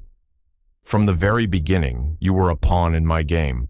I needed a cover, someone to protect my dealings. And you were perfect, a sweet, naive man who wouldn't ask too many questions." David's heart felt like it was cracking wide open. "I don't believe you," he said, his voice thick with emotion. "You're telling me you've been lying to me from the start? All this time you never cared about me?" Sarah's eyes flashed with a mixture of frustration and defiance. "Of course I didn't care about you, David. You were never anything more than a tool for me to cover up my tracks. While you were busy thinking I loved you, I was using you to launder money, cover my debts, and tie up loose ends with the syndicates I've been working with. I never wanted you. I wanted what you could give me. Protection, a shield, someone to keep my mess hidden. David staggered back, his legs nearly giving way beneath him. This isn't real. This can't be happening. I married you. I trusted you. Sarah took a step toward him, her voice cold and final. You were useful. And now? Now you're just a liability. You can't undo the past, David. You never could have stopped me. You still can't. David's world shattered in that moment, the weight of everything coming down on him at once. All the love, all the trust, was gone. He had been nothing more than a pawn in a much larger game, a game that had cost him everything. He stood there, frozen, trying to hold on to the pieces of himself that were slipping away. John stood silently in the hallway outside the apartment, unable to go in, but unable to leave either. His son's marriage was falling apart before his eyes, and the worst part was, it was happening because of Sarah's manipulations. The lies she had spun so seamlessly, the way she had taken control of David's life without him ever knowing. He wanted to step in, to fix it, but he knew this was something David had to face on his own. The pain of watching his son fall apart was almost unbearable, but it was a pain he had no right to stop. Inside, David's voice cracked as he shouted at Sarah, the words too muffled for John to fully make out. The finality in David's voice made it clear, though. It was over. When the door finally opened, David walked out, his face pale and drained. His eyes avoided his father's, unable to meet the gaze of the man who had been through it all with him, but not able to protect him from this. The brokenness in David's posture said everything. David stopped for a moment, his voice soft, but filled with raw pain. I don't know who I am anymore, Dad. I don't know what to do. His voice trembled with the weight of his grief, the betrayal cutting deeper than any words could express. John stepped forward, his heart aching for his son. He placed a hand on David's shoulder, trying to offer him some comfort, but he knew this wasn't something that could be fixed with a few words or gestures. This was a wound that ran far too deep. David, John said gently, we'll figure this out. We'll get through this, but it's going to take time. But the damage had already been done. Outside the apartment, the world had already started to take its toll. The media had picked up on the story, and with each passing hour, the fallout from Sarah's deception began to spiral. John could feel it. Their world was unraveling, bit by bit, and he had no idea how to put it back together. Meanwhile, Sophie, who had been standing nearby, watching the scene unfold, slipped quietly into the living room. She walked up to David, her small hand brushing against his arm. Uncle David, she said softly, I'm sorry. I wish I could fix this. David looked down at her, his face crumpling, and for a moment he looked like the man he had once been, full of warmth, of love, but that man was gone. Sophie didn't understand the full weight of the situation, but she could feel the heartbreak hanging in the air like a thick fog. She didn't know how to comfort him, but she stood there, offering what she could. Emily stood quietly in the doorway, her face drawn, the weight of guilt still heavy on her shoulders. I never saw it, John, she said, her voice shaking. I should have known. John's heart twisted, but he didn't have time to console her. They were all struggling, each of them carrying the burden of their choices and their silence. As the family gathered together, each of them dealt with the fallout of Sarah's betrayal in their own way, but the pain was universal. They were all broken, and the road ahead seemed impossibly long. The Matthews family, once whole, now faced a future where nothing would ever be the same. And as John looked at the remnants of the life they had tried so hard to hold together, he knew that their fight for redemption was only just beginning. The morning air was thick with the weight of impending change. John Matthews stood in the quiet of his office, the phone in his hand, trembling slightly, but his resolve unshakable. On the other end of the line, Sarah's voice was desperate, pleading, even as she tried to maintain the same calm facade she had used to manipulate him for so long. John, Sarah's voice crackled through the receiver, soft and measured, yet laced with a desperation that sent a chill down his spine. You can still fix this. You don't have to go through with this. I'm sorry for everything. I made a mistake. Please, don't let them arrest me. We can still make this right, together. John squeezed his eyes shut, trying to block out the echoes of her voice, trying to hold on to the clarity he'd found in the chaos of the past weeks. He had spent too many nights staring at the ceiling, tormented by memories of how Sarah had wormed her way into their lives, into their hearts. But that was over now. She had used him. She had used his family. And now it was time to face the consequences. "I'm done, Sarah," John said, his voice steady, though every word felt like it took all the strength he had. "It's over. You've manipulated my son, my family, and me for too long. This ends now." There was a long silence on the other end, and John could hear Sarah's breath catching, then a sob breaking through. For a moment, he almost felt a flicker of sympathy, until he reminded himself of everything she had done, how she had destroyed his son's life, how she had stolen their peace, their trust, and their future. No, sympathy had no place here. "You don't understand, John," Sarah's voice broke, pleading now. "I didn't mean for any of this to happen. I never meant to hurt anyone. You've got to believe me." Her words were desperate, but beneath that desperation was the same coldness he had seen in her before, the same woman who had manipulated him with every touch, every look. "Please, I'll leave. I'll disappear. You don't have to keep going down this path. You know how much I need you. You've always been the one who could save me." John swallowed hard, anger rising like a tide. "You don't get to ask me for that. Not anymore." He hung up the phone, his hand shaking. The weight of what he was about to do, what had to be done, was settling in like a lead weight in his chest. But this was the only way. Sarah had made her choices. It was time to face the consequences. Later that day, the confrontation finally came. Sarah, her face pale, stood before him in the empty hallway of the Matthews family estate, her eyes wide, her breath shallow. She had nowhere left to hide, nowhere to run. The law was closing in. John had never imagined he would find himself here, standing in front of the woman who had once been part of his family, the woman who had destroyed everything in her path. "You think you can just walk away from this?" John's voice was low, thick with emotion. "You've ruined lives, Sarah. My son's life, my family's life. And now you want me to just pretend like none of this happened?" Sarah's eyes filled with tears, but they didn't reach her voice. "Please, John, I didn't want this. I didn't want any of it. I've made mistakes, yes, but I'm not a monster. You know me. You know I never wanted to hurt anyone." John took a step toward her, his jaw tight, his body tense with the weight of the moment. "You didn't just make mistakes, Sarah. You tore this family apart.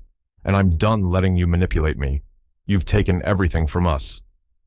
For a moment, Sarah seemed to crumple, her posture faltering as she reached for him, her hands shaking. "I can't go to jail, John. I can't. I'll lose everything. Please. Please help me. I've lost everything, and if I go to prison, it's over. It's all over. I'll have nothing left." John's heart twisted for a moment, but he refused to let himself be swayed. He had seen this before, the act, the tears, the false promises. But he had learned. He had learned the hard way, and he wouldn't be fooled again. "I'm not going to help you, Sarah," John said firmly. "You've had your chance. This ends now. You don't get to tear my family apart anymore." Her face twisted with a mixture of rage and fear. She took a step back, the mask of control slipping, leaving only a woman who was terrified of the consequences she had created. The woman who had once been so powerful in his life was now a shadow, backed into a corner, with nowhere left to run. The sound of sirens grew closer, and Sarah's face fell as the police arrived, their presence cold and final. The law had come to collect her, and she knew it. The woman who had once been a part of his family was now just another criminal to be taken away. And as the police moved toward her, John watched her, his heart heavy. He had won the battle, but the cost had been far too high. As Sarah was led away in handcuffs, David appeared in the doorway, his face haggard, his eyes swollen from the endless nights of grief. His shoulders slumped as he watched the woman he had once loved be taken from him. For the first time in days, he spoke to John, his voice raw and breaking. "I don't know how to deal with this, Dad. I don't know how to make sense of it." John walked over, placing a hand on David's shoulder, his grip firm, offering the only support he could. "We rebuild from here, together," John said, his voice low, determined. "One day at a time." But as Sarah was driven away, John knew one thing for sure. The road ahead would be long, and the wounds would take time to heal. The Matthews family was scarred, and the full toll of Sarah's betrayal would leave its mark on them forever. But for the first time in a long time, John was certain of one thing. He would fight to rebuild. For his family. For David. For Sophie. For the future. The Matthews family was broken. There was no other way to put it. John Matthews had watched as everything they had worked for, the life he had built, the trust they had all shared, collapsed under the weight of Sarah's betrayal. The pain was still fresh, still raw. But as the days passed, something shifted. Slowly, painfully, they began to rebuild. John and Emily, once so distant, found themselves taking small steps toward each other. The tension that had suffocated their home for weeks was beginning to loosen. But the road to healing was long. The scars of Sarah's manipulation and the secrets they had kept from each other still lingered in every corner of their lives. John could feel the weight of the past pressing on him, but he knew one thing for certain. He couldn't lose Emily. Not now. One evening, after a long day of dealing with the press and the fallout from Sarah's arrest, John found Emily in the living room, her face tired, her eyes still carrying the shadows of the last few months. She looked up when he entered, and for the first time in what felt like forever, there was a glimmer of understanding in her gaze. "I'm sorry, John," she whispered, her voice heavy with guilt, "for not seeing the truth sooner, for not protecting you, for not protecting David." John sat beside her, his own voice thick with emotion. "We were both deceived, Emily.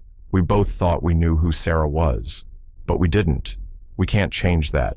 All we can do is move forward." They sat in silence for a moment, the weight of everything they had lost hanging between them.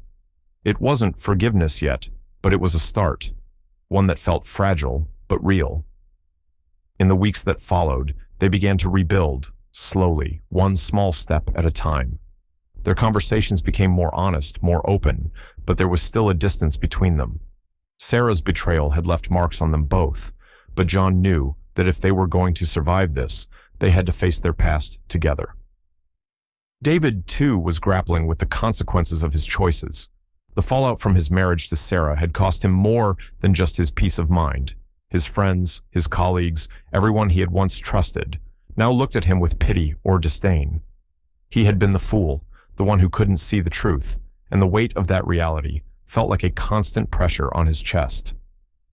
But David wasn't the same man he had been. He couldn't afford to be. David had thrown himself into his career, focusing on rebuilding his finances, fixing the mess that Sarah had left behind.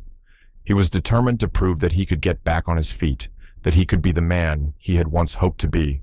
But no matter how many deals he closed, no matter how many numbers he balanced, there was always a lingering emptiness inside of him. He had been betrayed by the woman he loved. He had betrayed himself.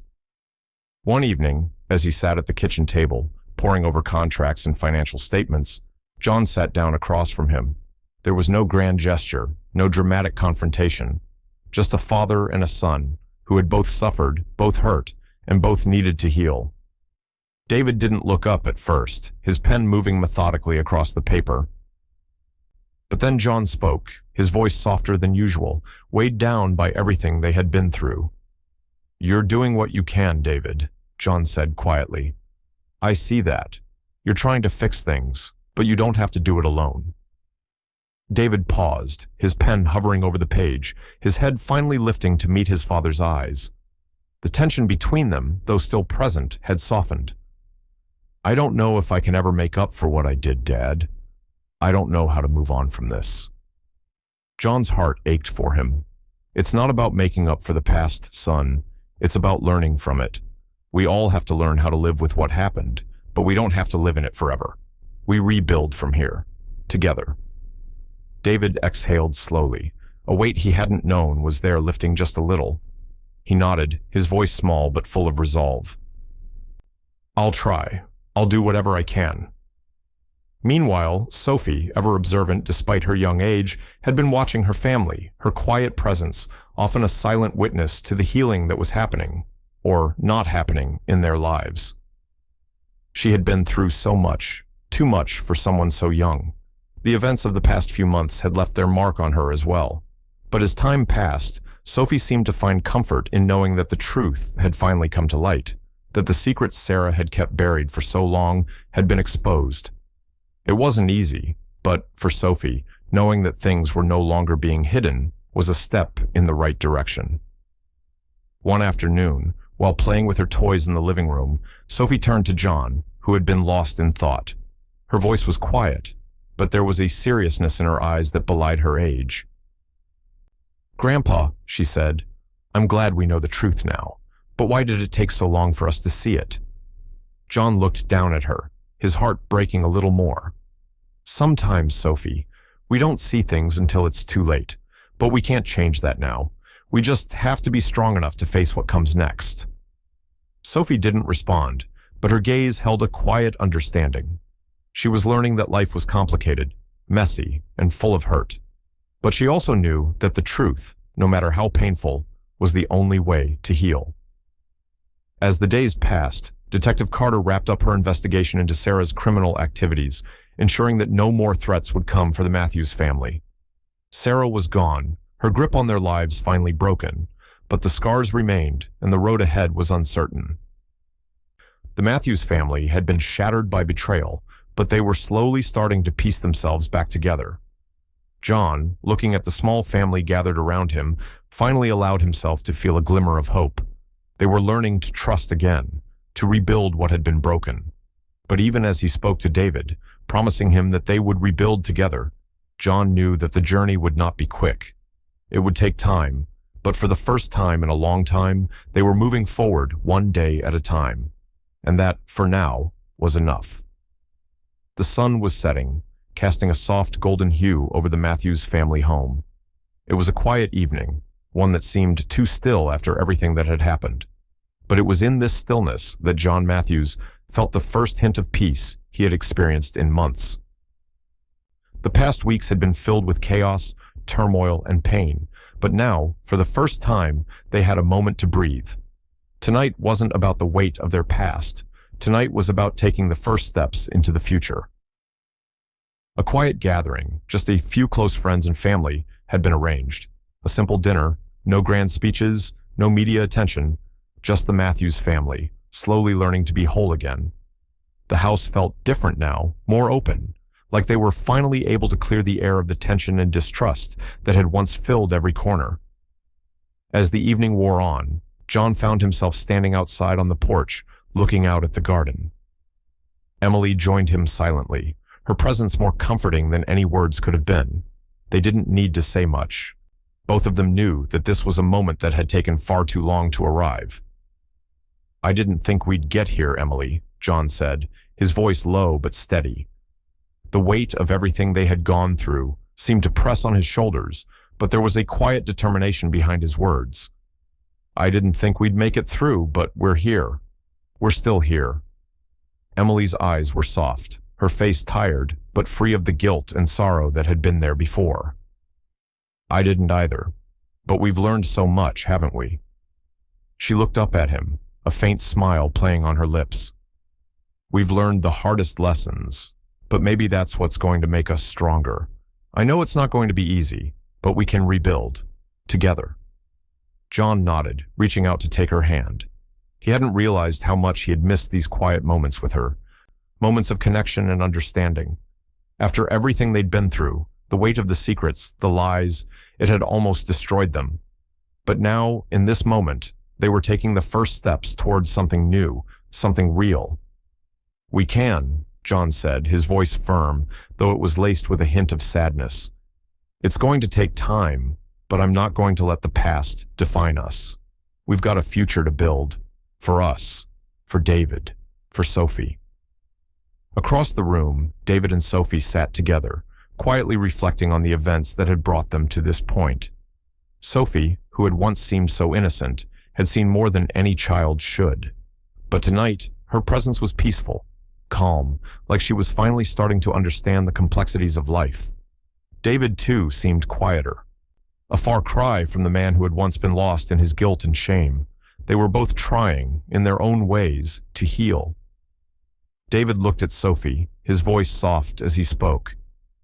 "You know, Soph, I'm sorry for everything, for not seeing the truth sooner. I thought I could protect you, but I couldn't protect myself."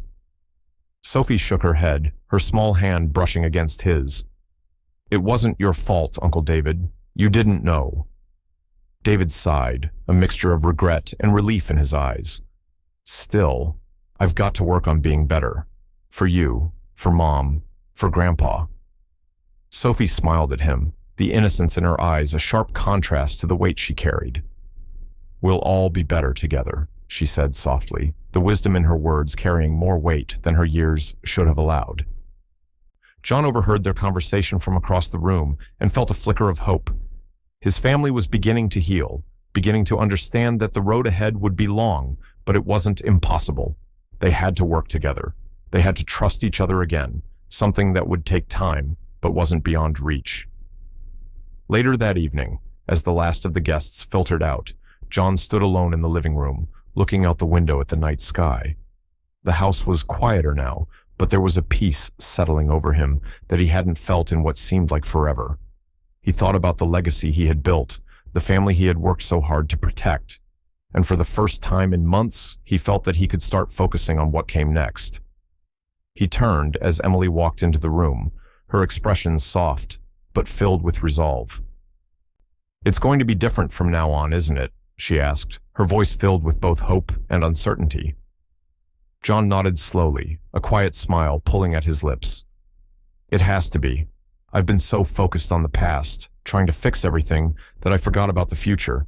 We've got a new start now, Em, a new beginning." Emily took his hand in hers, her eyes filled with gratitude and love. "We're going to make it through this. We're going to rebuild, together." John felt a renewed sense of purpose, the weight of the past finally starting to lift. He had spent so long trying to protect his family from the dangers he hadn't seen coming. But now, with the truth exposed, with the lies buried, they could rebuild, not just their home, but their lives. As the family gathered for one last quiet moment together, John looked at David, at Emily, at Sophie. They were still scarred, but they were healing. The wounds were still fresh, but the path forward was clear. "We'll get through this," John whispered to himself, looking at the family he had fought so hard to protect. One day at a time. The road ahead was long, but for the first time in a long time, they were walking it together. And for the first time, they had hope. But as the family settled into this fragile peace, John couldn't shake the feeling that there was still something lurking in the shadows, something they had yet to confront. The road to healing had only just begun. The sun was setting behind the Matthews family estate, casting long shadows across the garden where John Matthews stood, staring out over the grounds. The air felt heavy, thick with memories of the chaos that had engulfed his family. It had been months since Sarah's arrest, months since their world had been torn apart, and yet it felt as though the weight of it all still clung to him. The pain, the betrayal, the constant questioning, it had all taken its toll. But now, in the quiet of the evening, there was a sense of finality that hung in the air. John's reflection in the glass of the window seemed like a stranger to him, a man who had been tested in ways he never thought possible. His family had been fractured by secrets, lies, and a criminal plot he never saw coming. The scars were deep. Emily, David, even Sophie. None of them would ever be the same again. He had failed them in ways he couldn't undo. Yet, as the days passed, he found himself thinking less about the wreckage and more about the small steps they were all taking toward recovery. It wasn't much, but it was something. As he stood lost in thought, Sophie, now older and wiser from the pain she had witnessed, quietly approached. She was no longer the innocent little girl she once was. The events of the past months had shaped her into someone far more perceptive, more aware. And yet, there was still something pure about her, a quiet strength in the way she moved through the world. "Grandpa," Sophie said, her voice soft, but carrying a maturity that caught John's attention. She stood beside him, looking out over the garden with the same contemplative gaze he had. "I think you're finally starting to feel the weight of everything, huh?" John turned to her, surprised by the depth in her words. She was right. He had been carrying it all, the grief, the guilt, and the fear, and had only recently started to let it go. But he hadn't expected Sophie to see it so clearly. "Yeah," he said, his voice a little rough. "I think it's finally sinking in." Sophie's gaze softened, but her words were steady, wise beyond her years. "The truth always comes out, Grandpa," she said quietly but firmly. "It's not always easy, but it's the only way to make things right." John felt a pang in his chest as he looked at her. She had been through so much, more than any child should have to face, and yet here she was, teaching him something he hadn't been able to see before.